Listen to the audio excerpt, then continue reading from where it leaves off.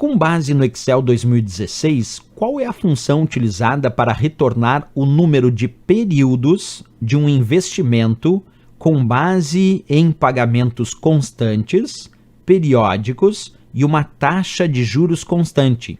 Letra A, NPER. Letra B, N períodos. Letra C, NUMPER. Letra D, número PER. Letra E, NUM períodos. E aí, pessoal, qual dessas funções apresentadas aqui é utilizada para retornar o número de períodos de um investimento com base em pagamentos constantes, periódicos e uma taxa de juros constantes? Eu vou explicar como funciona isso na prática. Acompanha comigo aqui. Eu vou pegar uma planilha ali do meu Excel, vou colocar aí na tela para vocês, é claro, para que vocês possam visualizar comigo aí passo a passo. Deixa eu só colocar aqui.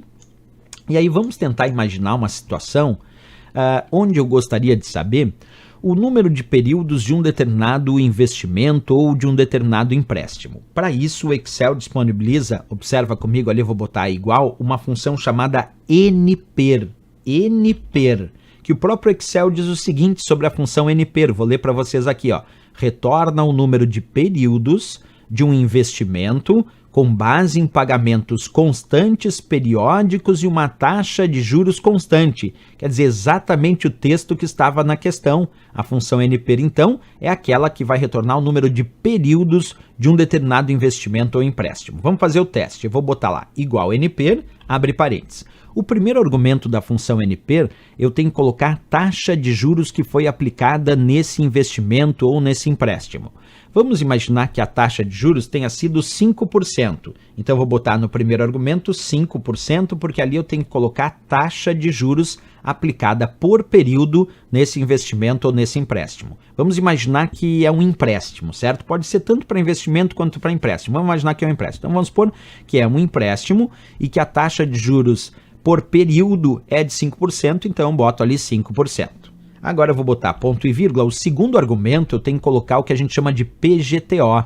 PGTO é o pagamento que foi efetuado a cada período nesse empréstimo, ou o pagamento que será efetuado a cada período nesse empréstimo. Então ali como PGTO, vamos supor que o usuário, já que vai tomar um empréstimo, ele vai pagar mensalmente, vamos supor que ele vai pagar tudo em 10 vezes, né, em 10 períodos, certo? Ou 10 e alguma coisa.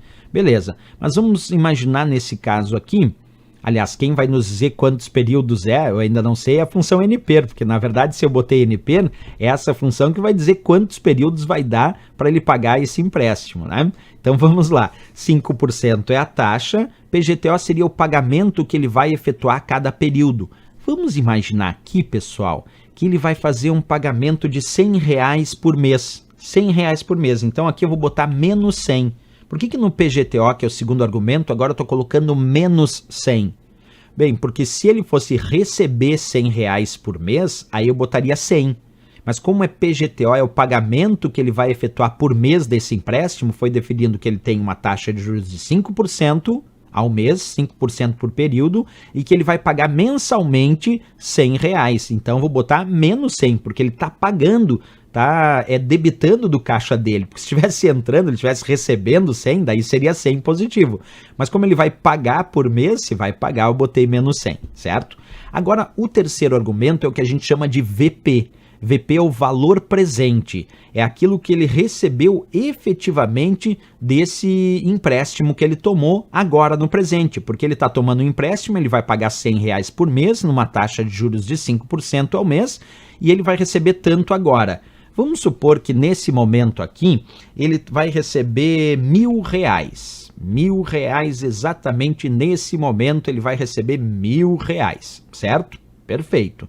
E aí, então, vamos imaginar aqui que a gente já vai encerrar essa função, embora eu pudesse colocar também um quarto argumento aqui chamado de VF, que significa o valor futuro. Se porventura lá no futuro, quando terminar o empréstimo, ele fosse receber mais R$10, aí eu colocaria aqui 10. Ou se ele fosse ter que pagar alguma coisa lá no futuro, tipo, tem que pagar umas taxas, aí ele vai pagar R$20, aí eu botaria menos 20 porque ele vai ter que pagar lá no futuro. Então esse quarto argumento é o VF, que é o valor futuro, mas ele não é obrigatório, ele pode ser omitido. Então eu vou deixar só com 3 argumentos, onde o primeiro argumento da função NPER é a taxa de juros aplicada por período. O segundo argumento é o PGTO, é o pagamento que ele vai efetuar a cada período, por exemplo, o pagamento que ele vai fazer por mês, aqui no meu caso. E o terceiro argumento é o chamado VP, o valor presente, é aquele valor que ele vai receber agora deste empréstimo que ele está tomando. Então eu vou dar Enter e ele vai dizer que para fechar direitinho esse cálculo, taxa de juros de 5%, ele vai pagar R$100 por mês e vai receber R$1.000 agora, ele diz que vai ter que pagar isso em 14 vezes, 14,2 vezes ali.